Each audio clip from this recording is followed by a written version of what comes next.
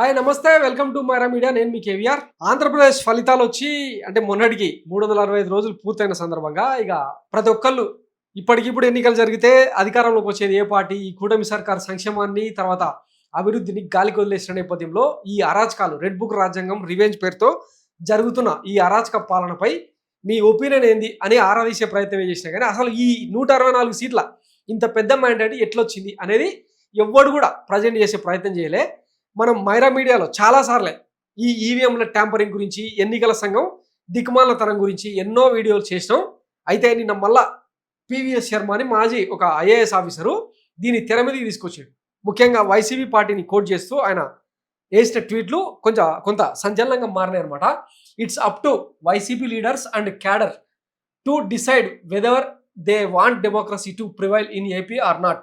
Party should task its workers erstwhile volunteers to verify genuine voters in every polling booth and report it to party's BLO to take it to the EC for review. Work to win అని చెప్పి ఒక tweet. నిన్న మొన్ననే మన రాహుల్ గాంధీ సైతం మహారాష్ట్రలో ఈవీఎంలను అడ్డం పెట్టుకొని గెలిచిరు, హర్యానాలో ఈవీఎంలను అడ్డం పెట్టుకొని గెలిచిరు, రేపు బీహార్లో కూడా అదే జరుగుతుంది తప్ప వేరే ఏముండదని చెప్పి ఆయన ఒక సంచలన ప్రకటన చేసిన నేపథ్యంలో దాన్ని బేస్ చేసుకొని ఈయన పివిఎస్ శర్మ చేసిన ట్వీట్ అనమాట.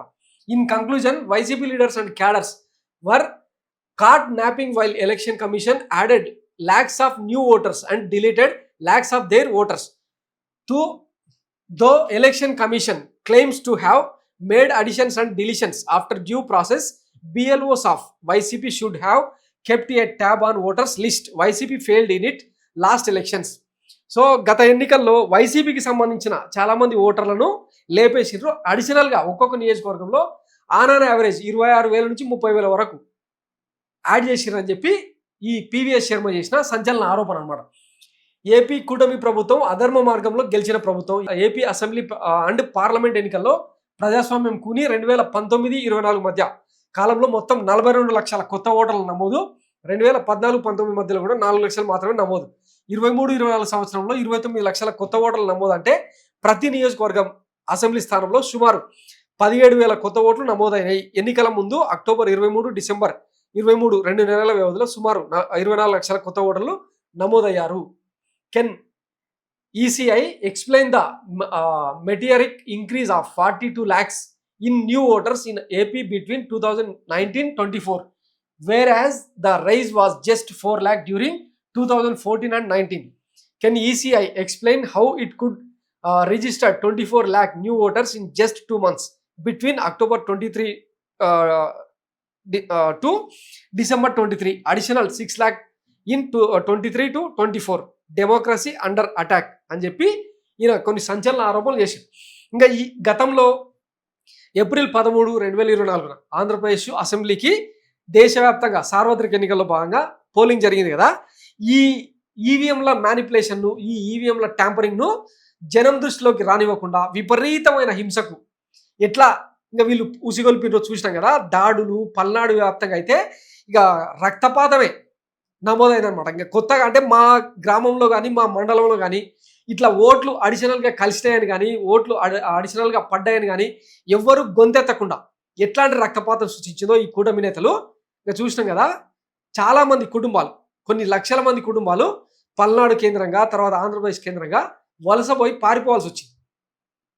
ఇంత జరుగుతున్నా ఈ దేశంలో ఎన్నికల సంఘం కానీ భారత ప్రజాస్వామ్యం కానీ రాజ్యాంగం కానీ ఏం చేస్తున్నట్టు?